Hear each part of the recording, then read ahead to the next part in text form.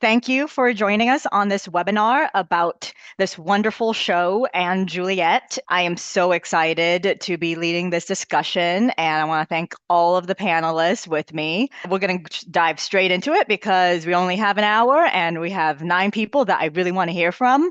But first, I'll introduce myself. I am the editor-in-chief of Playbill, also known as These Fun Little Things You Receive at the theater, though I know that some people on this call are from the UK and so maybe have never received these, but we'll mail you some. Just contact me.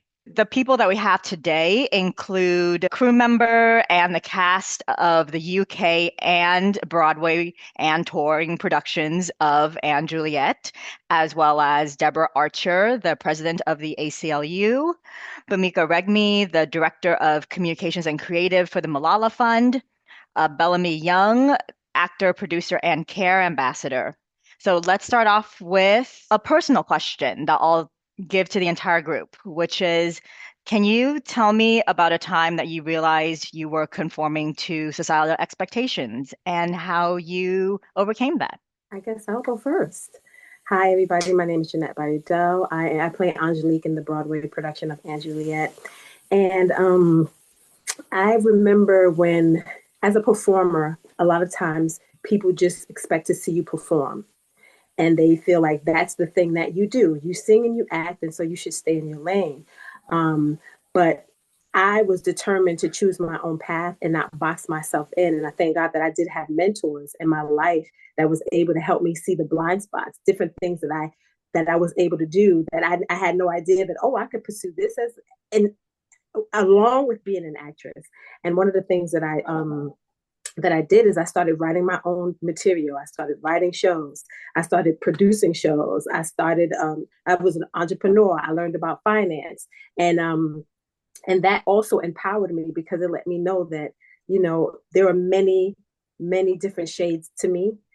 Jeanette Bayardell is a singer. There's not a period after that statement, but a comma.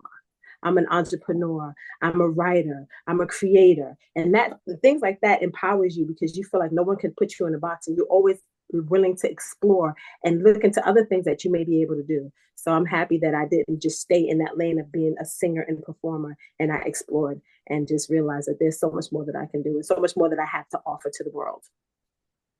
I guess I'll go next. Hi, everyone. I'm Laura Denning. I play Anne Hathaway on the UK tour of & Juliet.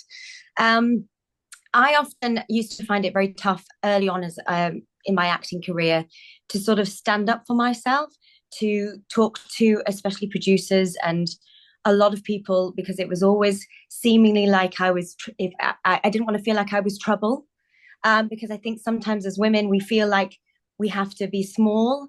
And I slowly learned that actually, and also with society, societal changes and the way we are at the moment, we're talking a lot more and we're able to be empowered and we're able to, these stories like & Juliet are so helpful because they really, really do create female empowerment and positivity, that actually you can speak up for yourself and you can say, that's not right. And can we make this better? And that's something that I used to conform to that I don't anymore. And I do it with, integrity, and I do it with kindness, but I feel strong that I can do it now.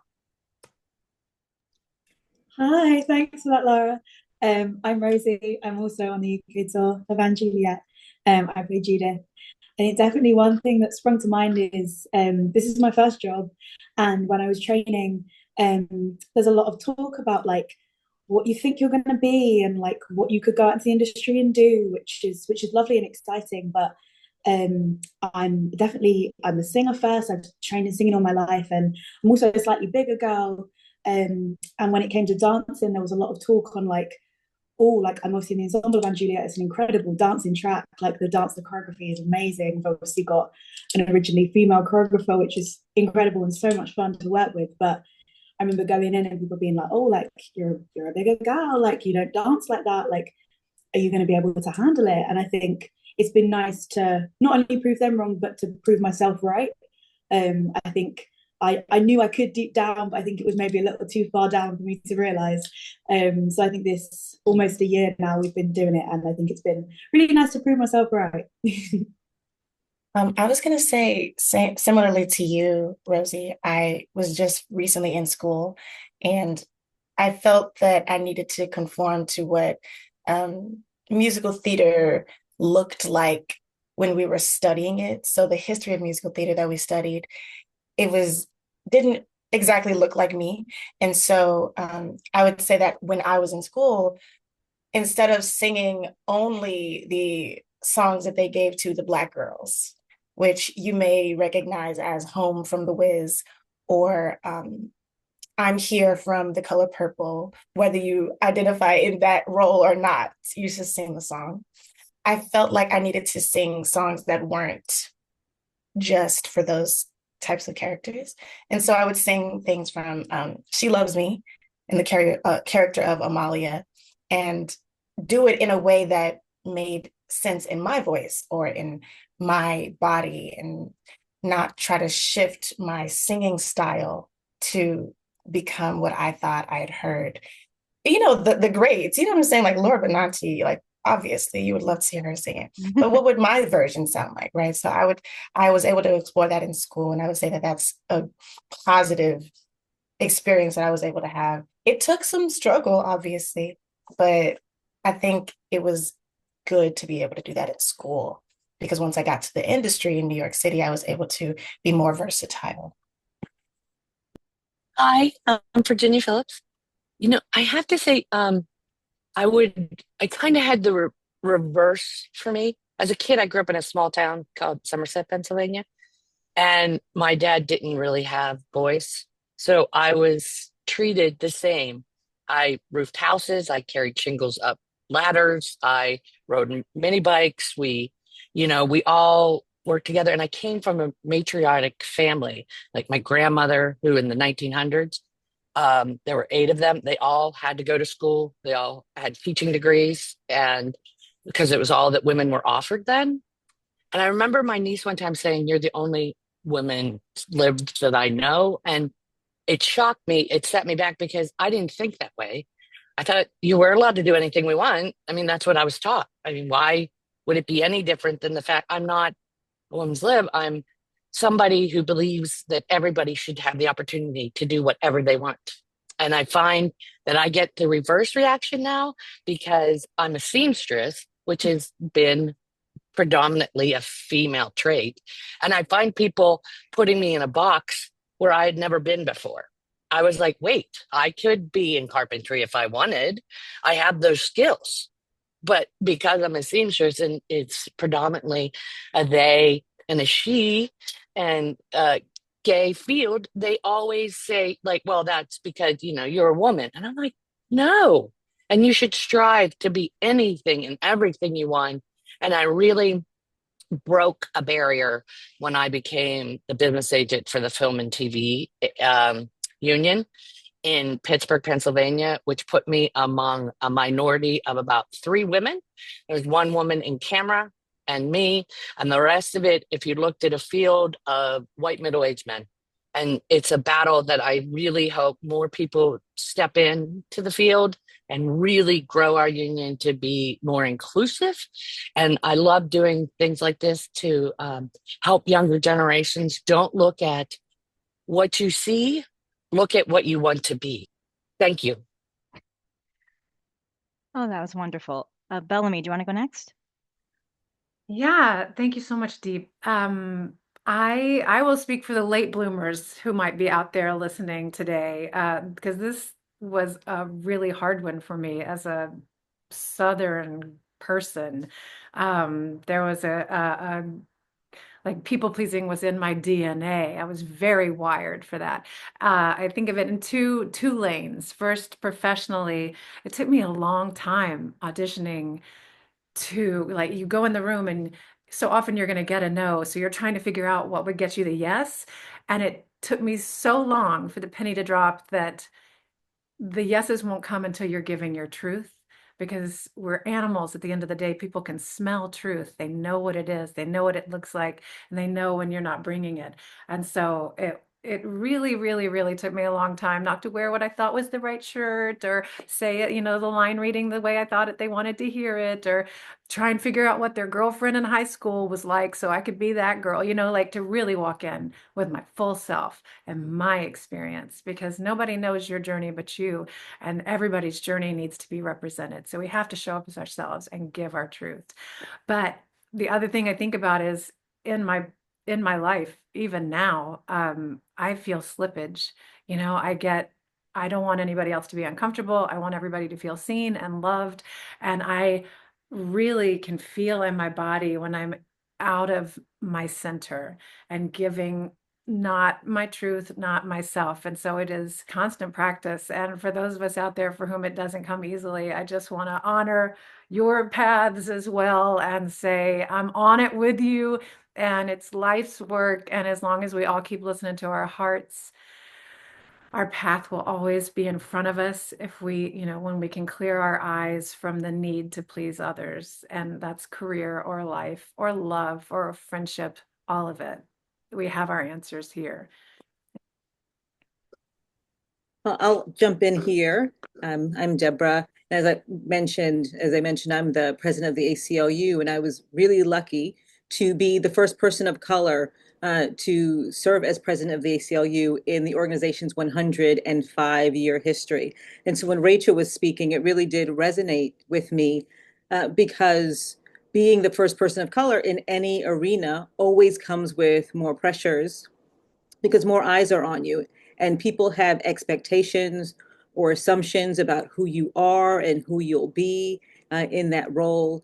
And for me, depending on what those expectations are or assumptions are, I initially felt like I had a responsibility to live up to and fulfill those expectations, or to challenge and shatter those assumptions. But there's a sense that you can't just be you. You have to perform strength. You have to perform confidence. You have to perform perfection because people are watching and people are judging. And I have felt an unspoken or even sometimes spoken expectation also to represent the race or the gender or the cause all at once. When you're the only one or one of the few or one of the first in a room, your presence can carry weight beyond your own. And that certainly can be empowering, but it can also be exhausting because if I fail, it's not just my failure. It's seen as a commentary on all Black women, for example.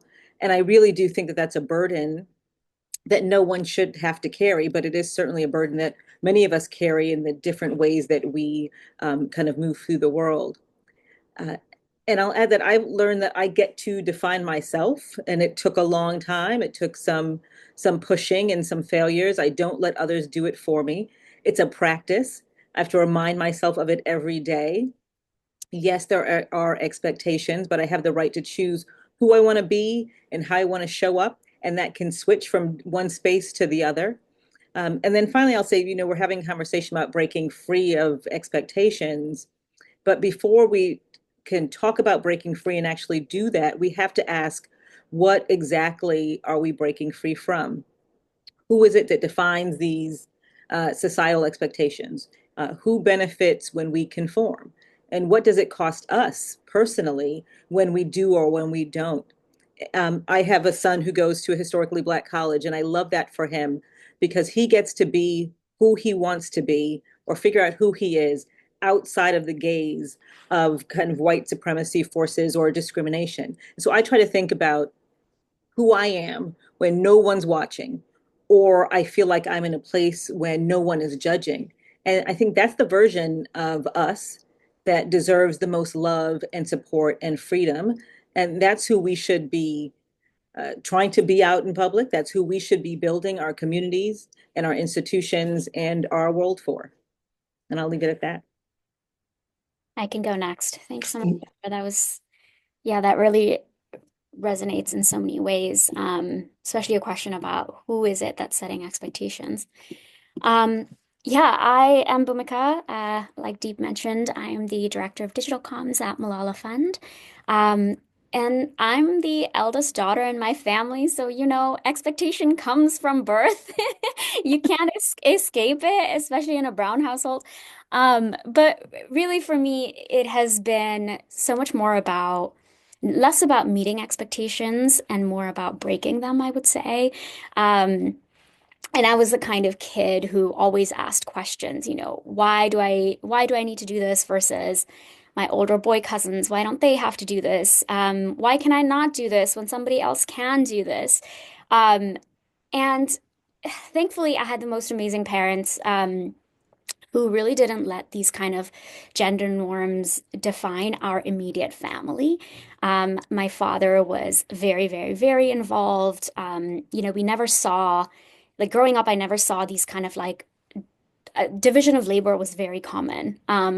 My mom did everything my dad did, and my dad did everything that my mom did, and he took care of us as much as my mom did, which was not very common sort of in our surrounding when I was a kid. And so this kind of like flip in narrative has been really, really vital to how I grew up and how I think about my life and my career. Meaning that that I been taught to just sort of or socialize within my family to not think of something has to be one way or another, and that you can kind of break those barriers and you can think about what your expectations are for yourself, very similar to what you were saying earlier. And so this idea of like flipping the narrative has been really, really important to me. And so being here is really exciting for me because Aunt Juliet is exactly that, sort of flipping the narrative and flipping the gaze and whose story are we looking at something from?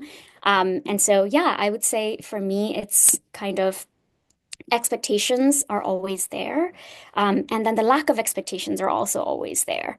Um, but I've kind of set the standard for myself about what goals I want to meet for myself.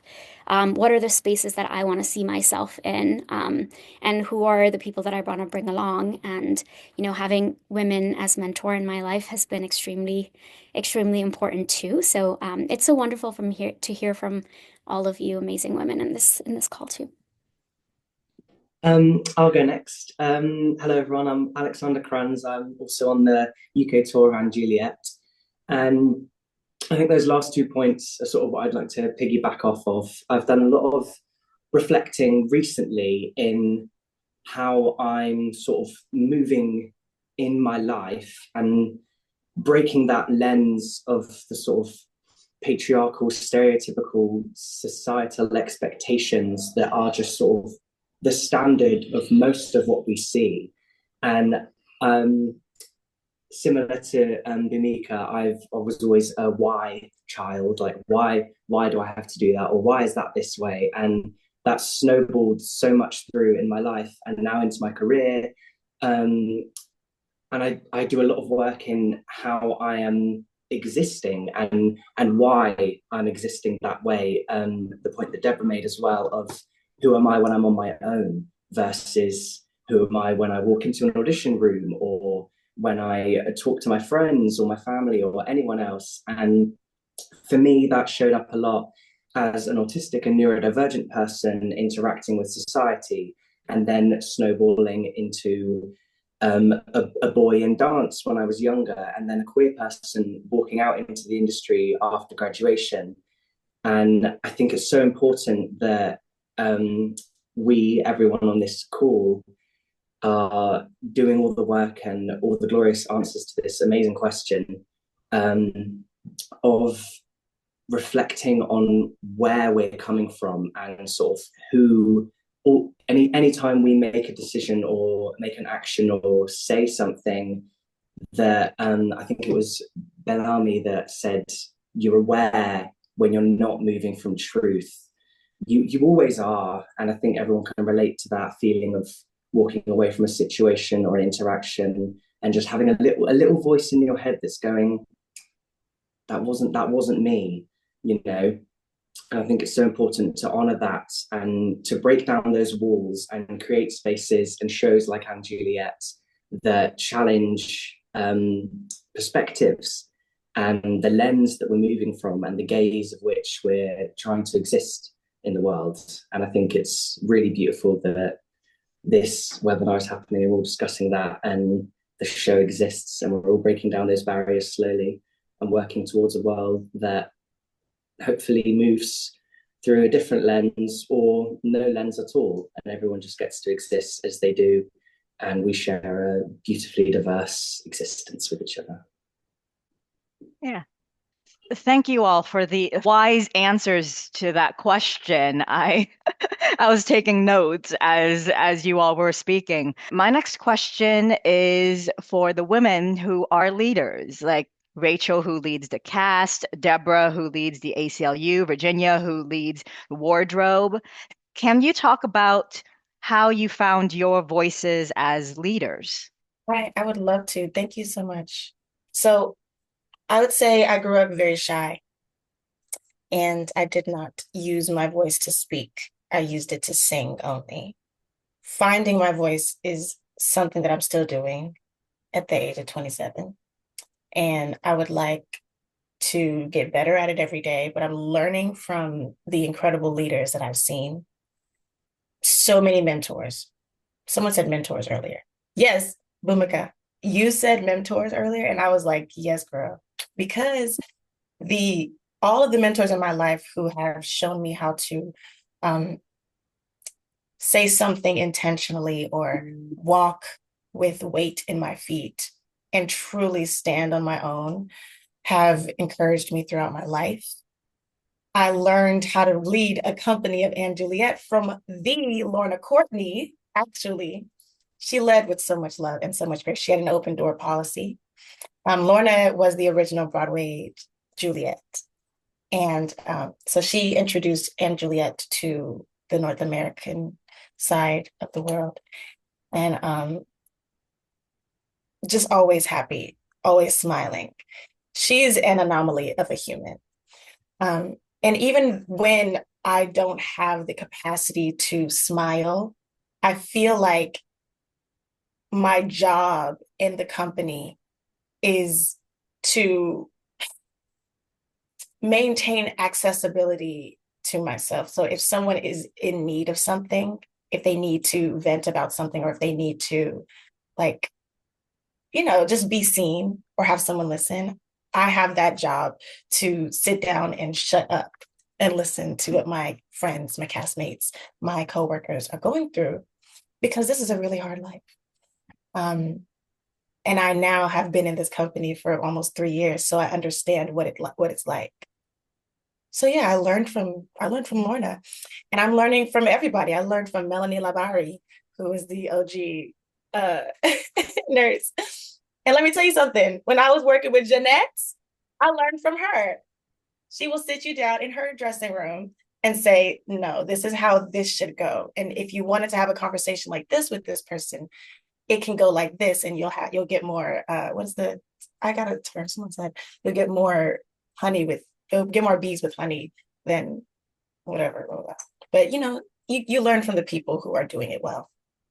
I just wanted to say, I think the way I learned to become a leader was I find myself, if there's a problem, if there's something that I don't feel is right, if it's not the justice that needs to occur, I find myself trying to fix it, to move forward, to get it to work better, to help others. My goal in life has always been to help others and move forward, to bring love through it all.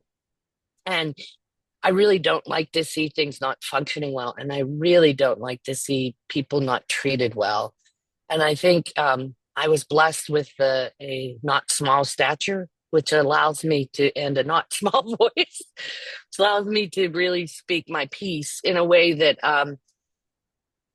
brings a force behind me that I really love giving to others. And of course, along my way, I'd have to say the representation of the women and the struggles that they've gone through to really bring us to where we are today. It's not been that long ago. When I was born, women couldn't have credit cards. They couldn't own anything. They weren't allowed. I mean, that was 1968. So how far we've come, and how we're now bringing everyone forward into I think, a better society by joining forces of love with each other and women supporting women and really lifting up everyone along the way is where I love to see us going. Thank you so much. I'll jump in here because I think on a personal level, I struggled with confidence in stepping up to be a leader, and I try very hard not to let those voices of self-doubt guide me. But being a leader throughout my work life has been scary.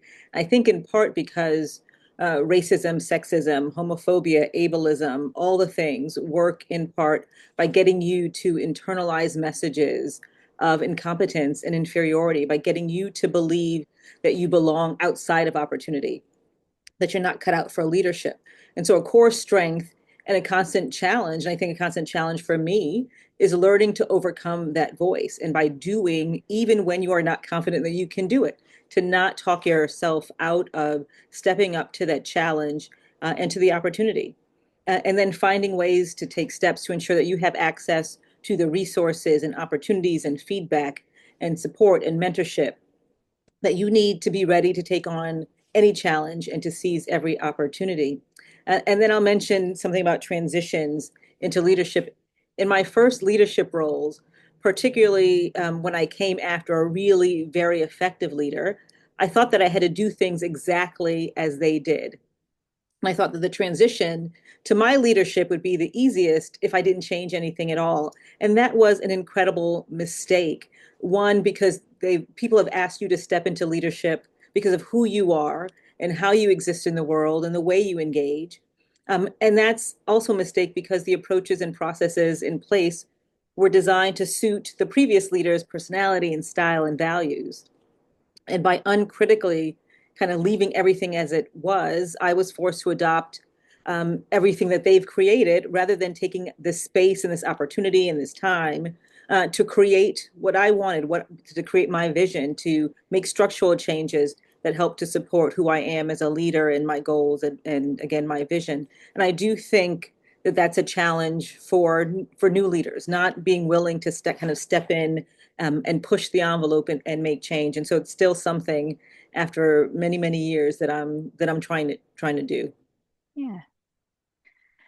Virginia, I love how you shouted out it's so important for women to support women because that's also something I really love about Anne Juliet. You think it's going to be a love story, but actually it's a story about a woman finding herself and a woman also getting support from her community. And so I want to direct this next question to Jeanette and Laura. Jeanette and Laura play the mentors of Juliet, and ladies, can each of you talk about a pivotal mentor in your life and what was a piece of advice they gave you that influenced you going forward? I'll go first. I have a wonderful mentor. She's been my mentor for almost 20 years. Her name is Dr. Cindy Trim.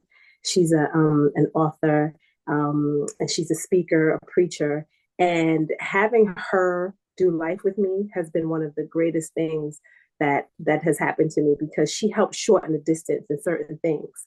And she let me know, when I'm going through stuff, she sees it. It's like a mirror reflection. She's like, okay, I've been there. This is what you need to do. Don't panic. This is what you need to do. And I remember before I had her in my life, I had wrote this musical, the first musical that I wrote many years ago. And it was, had an off-Broadway run. It was amazing. And I remember the night that the reviews came out. And I was just like so excited. The reviews were coming in and it was all good reviews. And then there was that one review and they said something and I just could not shake what they said.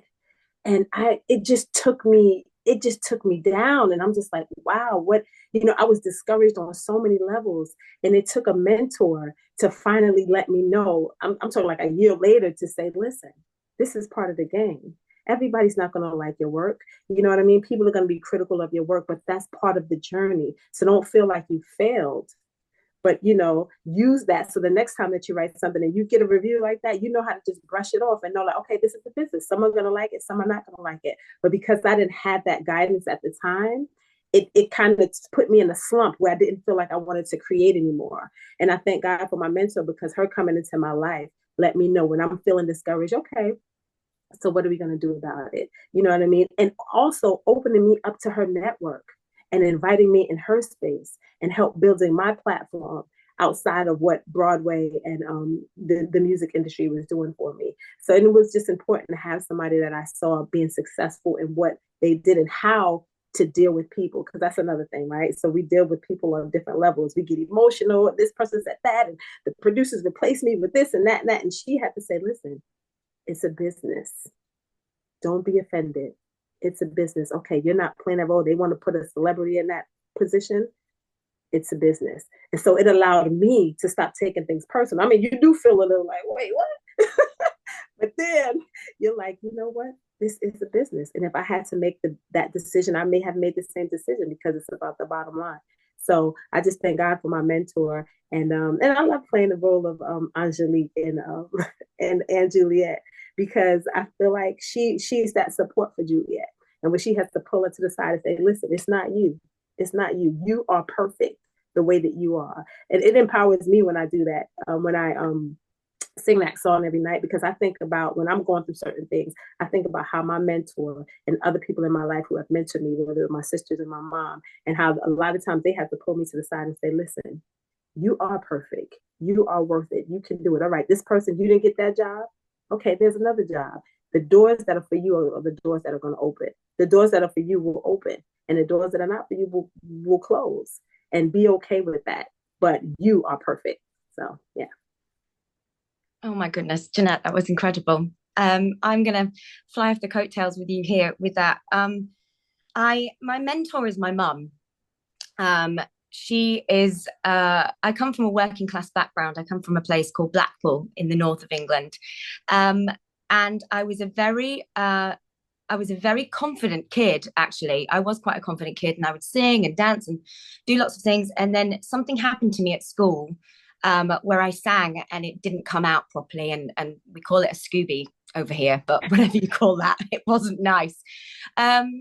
And something within me just changed, and I wouldn't sing in front of anybody anymore, and I wouldn't do certain things that I used to do. My mum couldn't quite figure out what was going on because I never told her about it, and I don't think I really clocked it myself. It was actually until therapy about 10 or 15 years later that I realized that was the cause of my confidence and where it had gone. And she used to say to me, babe, she calls me babe. She went, babe, every kick's a boost. Literally every kick is a boost. You have to remember that. And I've always remembered it from her. And I had the same thing with you, Jeanette. I sort of, used to question why I wasn't doing very well. And also, Bellamy, you made a point of going, well, I must wear this outfit and I must wear my hair like this because that's what it should look like. And that's what it is. And the same thing has happened to Bellamy. I all of a sudden realized that, and thanks to my mum just kept saying to me, just be you. All I want is you. Just be you. I can see you. Your dad can see you. Your brother can see you. Your friends and family, your husband can see you. Why the hell are you not seeing yourself? And through therapy and through family and friends, and also my mum, and that one statement of every kick is a boost. I always go into auditions and I think, okay, I'm going to go in there. I'm going to give you what I have. If you don't like it, it is fine. It's absolutely fine. And if I am who you want, this is incredible. If I'm not, then that's okay. I'm going to go and have a coffee and enjoy my life and crack on. Mm-hmm. And I had one audition once where I had this very, very specific idea of how to play this character. And I'd worked on it loads. And then I went to the audition and I heard somebody outside doing it completely differently. And I had this one moment of going, oh my goodness, oh my goodness, I'm going to change it. I'm going to change it. That's not how I'm doing it. This is not how, oh. And then I suddenly just, again, had my mum in my head go, just do it the way you've done it. Just go in and do it. And I went in and did it. And I got the role. It was mine. And even if I hadn't have got the role, I still would have been really proud of myself to go in there and do that. And I just think, Rachel had a good, hi Rachel, hi. Rachel had a really good point about mentors within the industry as well. Every person you meet, you just learn. You learn from them. You learn the kindness. You learn the open door policy. You learn all of these beautiful things of holding a company, listening to other people, not thinking just because I'm a lead, you mean nothing. And I've seen that before, and it's horrendous, and it does create toxicity in a company. I think it trickles down from the top. It always does. But yeah, every kick's a boost, ladies. I need that on a bumper sticker. That, like, Laura, your mom is a genius. Anyway, my next question is for Rosie and Alexander, who are currently on the UK tour of & Juliet. And if you don't know how rigorous it is to be on a tour, it's like I admire touring actors so much because you do one show and then you have to get on the bus the next day to go to a new location to do another show. And it could be a really difficult gig and really hard on the body and on your mental state. And so, can you two talk about a time where you felt like you had to speak up for yourself and for your limits and how you did that? That's a really good question. I think a lot of it is about being part of your community. I think again we're both ensemble members. We're blessed with a beautiful ensemble in Juliet, and it's just about talking to each other and making sure that everyone's okay. I think especially with touring, everyone's away from their families. A lot of it is about making sure that we all feel empowered enough to speak up. Like I don't know if it's the same in the US, but like we have a parish, we do parish notes at the beginning of every day, and we just make sure that we can, like we're always asked if we feel safe. We do things to make sure that everyone knows where they stand. I think things like that that are put in place are really, really helpful to make sure that everyone is heard, everyone's seen. All the heads of departments have their meetings to make sure we can always talk to them and they can raise things. It's all about making sure, rather than one person having to fight it on their own. I think especially in a company like Juliet, where there are lots of different people in there, and everyone can be one banded community, and make sure that we're all going for the same goals and the same things, and making sure that it's not one person fighting for the thing that they need, and it's more of a conversation rather than trying to stand up on your own to try and make things happen. Don't know how you feel. Yeah, that's gorgeous. I think for me it's that thing of using my voice as a performer, and specifically a member of a show company, but being a performer member of a show company, it can sometimes feel, I suppose, like, well, no, not it can feel. I feel like I can feel for myself that I am just a prop, an object. I am the show, I'm the performer, I'm the thing on stage. I'm not as well a person behind all of that who has a voice and can contribute something. I think that's it, it's the contribution. I think I've got two little examples of times where I used my voice on the show. And the second one chronologically was when I called off the show for the first time on the contract. And it was actually the first time in my career so far, because I'm only a couple of years into working, but it was the first time I called off in my career. And in my head, I had that silly pride thing where I was like, oh, I haven't had a day off yet. That means I'm doing well. I'm being perfect. I'm being flawless. I'm being a well-oiled robot of a performer. But there was this one time I had the most horrendous migraine. I was in tears on my partner's lap, and they were like, I think you maybe can't do the show tomorrow because you will have to get a train halfway across the country and you're currently in pieces. And I was like, you might be right. But it was terrifying for such a silly thing of protecting myself physically. It was terrifying to use my voice and possibly disrupt the well-oiled machine that is a show. But I wasn't disrupting the machine. I wasn't, everything worked smoothly. Our amazing swing team, one of our swings went on and smashed it, and everything was fine. Shock horror. And the other one is our rehearsal period was really beautiful. There was such a lovely energy in the room. Everyone was having the best time. It was so gorgeous. We had the most beautiful, diverse panel of creatives of women and of people of color. It was gorgeous to just look around the room, and everyone was so lovely, and we were all getting along. And I had an idea to bring when we opened the show to do some sort of affirmation that we could all say at the beginning during our parish notes. We could all say a little affirmation, all of us together, and I could change it every venue because obviously we're touring. So I was like, I could change it every venue, and we could just say something nice all together to set the day off. And I was so terrified to even bring that idea forward because it's that thing of contributing something as a person to the company rather than just being a performer, which is ridiculous because we're all people in a company. We're not our jobs in that specific role. Like Jeanette was saying, I'm not just my job. Like currently I'm an actor, but that doesn't mean I am an actor. I'm Alexander Kranz. I'm so many other things as well. And the beauty of & Juliet and the companies that I think exist in & Juliet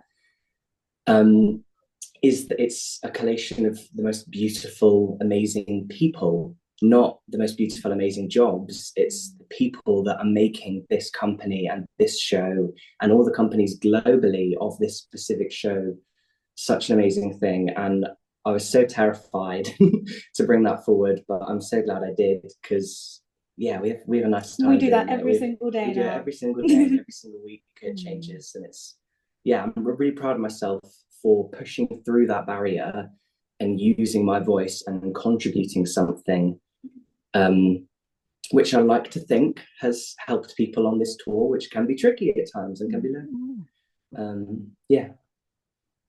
Right. Yes, I love affirmations. It's like it's something we always need to remind ourselves of our own value.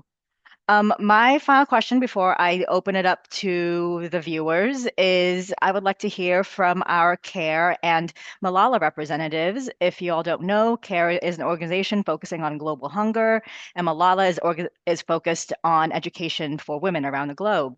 And so, Bhumika and Bellamy, can you talk about in your work in the field, like times you've seen young women breaking free from societal norms and what lessons we all can learn from them? Well, I will just say, first of all, thank you so much. This has been such an inspiring time to share with you all. And thank you, Dee, for bringing up CARE's work globally. And I'm here representing the podcast we made, She Leads with CARE, which you can hear some amazing stories about women who have transformed their lives with the help of CARE's programs. And when you lift up women, they lift up their families and their communities with them. So they're astonishing stories. But when I think about care and caring in terms of our time here together with the story and the themes of & Juliet, I am most reminded, first of all, we must all follow our own paths. We must make sure we're safe to do so. I have to say that outright because whatever follows from that, whatever I say now, I want to make sure I have that as absolute foundation. But I think of the old proverb, if you want to go fast, go alone. If you want to go far, go together. And just like in & Juliet, when Juliet realizes that her story is to break out of Verona, she knows she has to take her community with her because she wants to really go the distance and really find herself. And that's what I've found astonishing over and over about CARE's work is how when we come together, we are capable of changes that we would have found absolutely miraculous if we stayed in our own bubble and in our own lives and in our own lanes, as they so often tell us to do. Another when I saw the show, another line that popped out at me was that didn't just happen, we made it happen. And that's what's incumbent upon us, is that we each do our work. And part of our work is to reach out to our networks and our communities, our friends, our family, the people that we can trust, to get good counsel, to find good mentorship, to get good guidance, and not just yeses, but also nos and truth and honesty. and move everyone forward together. And whether that's through Village Savings and Loan, whether that's through access to the marketplace. Virginia, you were so right, honey. I was born in 1970. So it was 1974 before a woman could have her own bank account, like her own name on a bank account, 1983 before she could get a business loan. I mean, in my lifetime in America, there have been obstacles to market access. So certainly now globally, there continue to be, and who knows what's to come. But I am again heartened by this conversation about following one's own path and leaning into one's community and knowing that we can all make the changes that we want to see. But tell me, Bhumika, tell me things. Yes, thank you, Valami. So Malala Fund's mission is, we work for a world where every girl can learn and choose her own future. And so we work with so many young women and girls through our partners in countries around the world, in Tanzania, where I know Balami Care is also very involved, in Ethiopia, in Pakistan, Nigeria, Brazil, Afghanistan.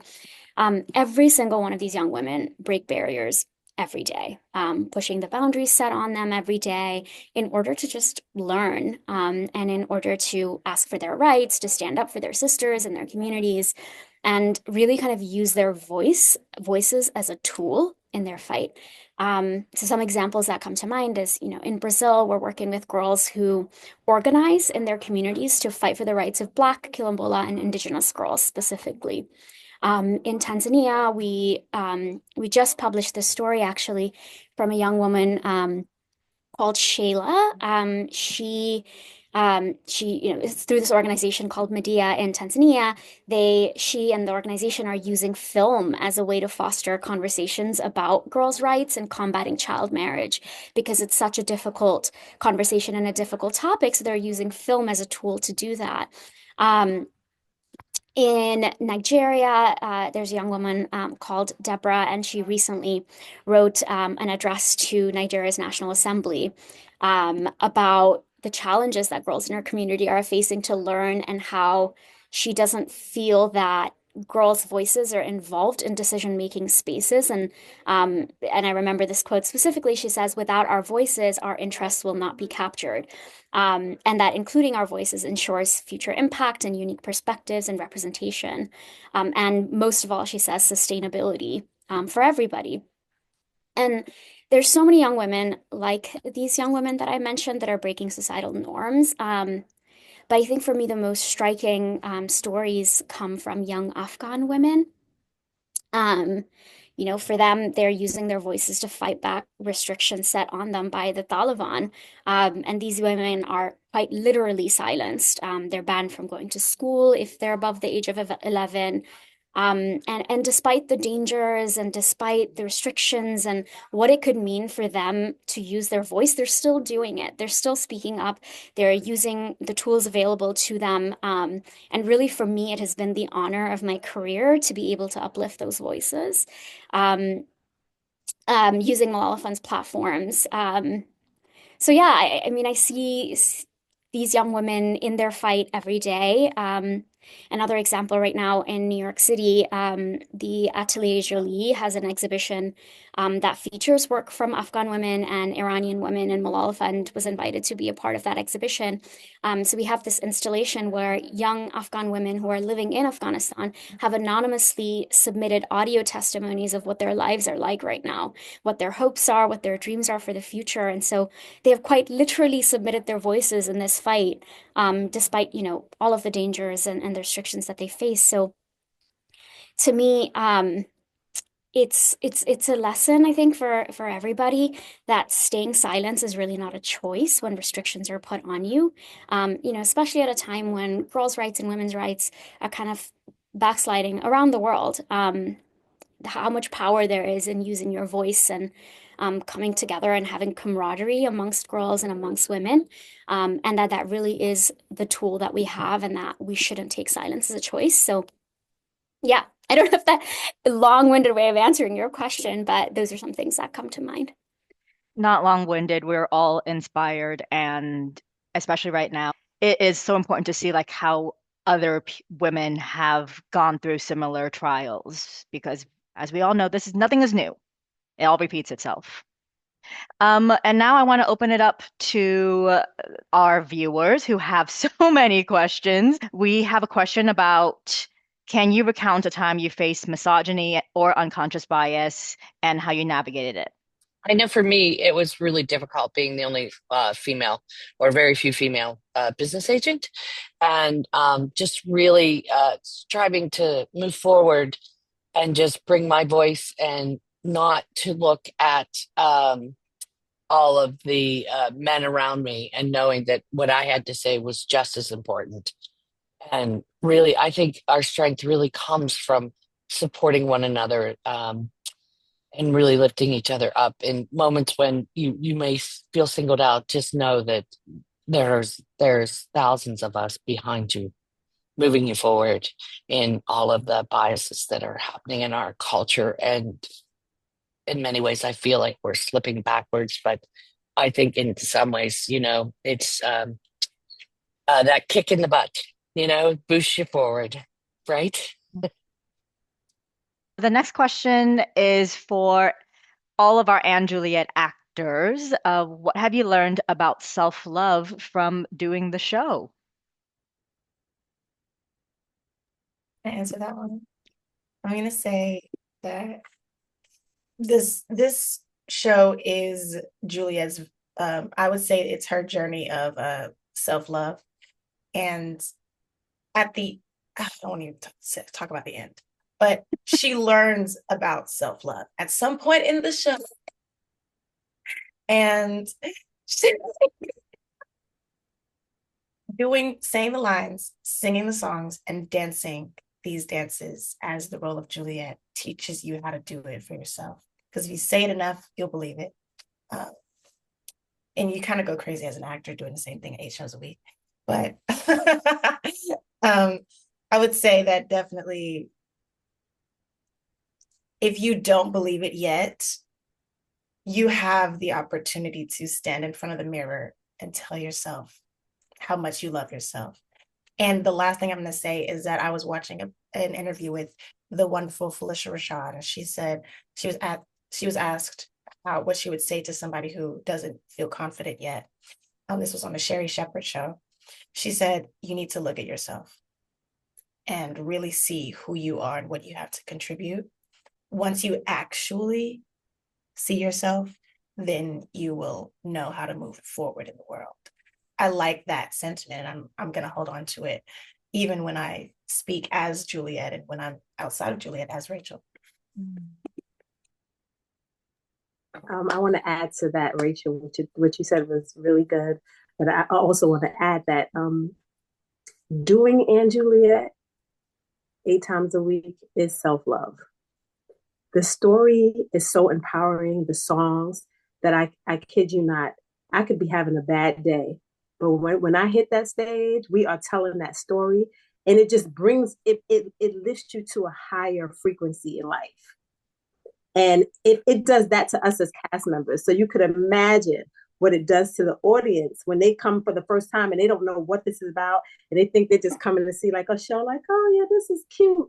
And then by the end, they're crying and they're like, wait, I didn't think I was going to feel this. I didn't think I was going to feel so happy. And, so I just know that the show, the show has been a blessing in many ways to those who are doing it every night and to those who are receiving the message every night. And it's definitely a surprise because you wouldn't expect it, but it's just something that happens. And it's one of the shows that I've done that has really lifted my spirit every night. I cannot stay in a gray place when I'm doing that show. It's going to lift you to a high frequency. Just want to bounce off the back of that, Jeanette, because it's such a gorgeous show, and I have the privilege of being one of the Juliet covers. And I mean, Rachel will know it's a beautiful, beautiful part. And actually, Alex was my Romeo cover, so we're in this together. But the part of Juliet getting to learn that track taught me more about myself than anything, getting to go down into the text work. And actually, I just want to share a story super quick. Laura's had this one already, but I don't think she's had it from my perspective yet. Back before I even started training, I stopped. I was going to go to pastry school. I was on a completely different route. and I loved singing, and I couldn't shake that bug. And I actually left school when COVID hit. So I was blessed with a beautiful childhood, and I had so many opportunities. And I left school and I decided not to go to pastry school. And for the first time in my life, I was so lucky before that, but I had no purpose, no vision. I had nothing to work towards. The world was shutting down. We didn't know what was going on. And one day I decided maybe I do want to give drama school a go, because life's for living and life is short and it's worth taking those chances. And up on my phone popped up an opportunity to do a pre-audition course at Mount View, which is a great musical theatre school over here. And Laura actually led that course.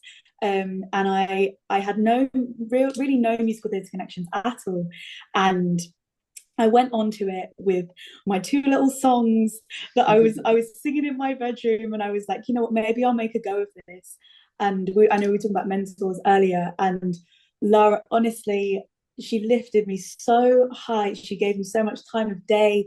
She sent me messages, was like, if you need any help and if you need me to look at your songs. And we've had this conversation before, but I don't think she realized how much in that time that was my one. I think we did like an hour a week for like 6 weeks, and that was my 1 hour in the week, especially since COVID had hit, that I really looked forward to. And I think when you've got female mentors like that, getting to do this show with her about self-love and watch her play exceptionally every night is definitely a full circle journey of self-love. And I truly hope I get on with Juliet with her one day. Thank you all for your insight. This has been such an inspiring session, especially for me because I have seen Anne Juliet twice, which I rarely ever do that because there's so many shows, but Jeanette was right. Like you cannot feel bad after seeing it. And I feel like this conversation just solidifies how important it is to see really positive media, inspiring media, and to look towards people who are doing good work in the world, especially in tough times. Like if the people doing the work have not given up, we should not give up either. And so thank you all for your advice and your wisdom. And thank you everyone for watching this webinar. Thank you for having us.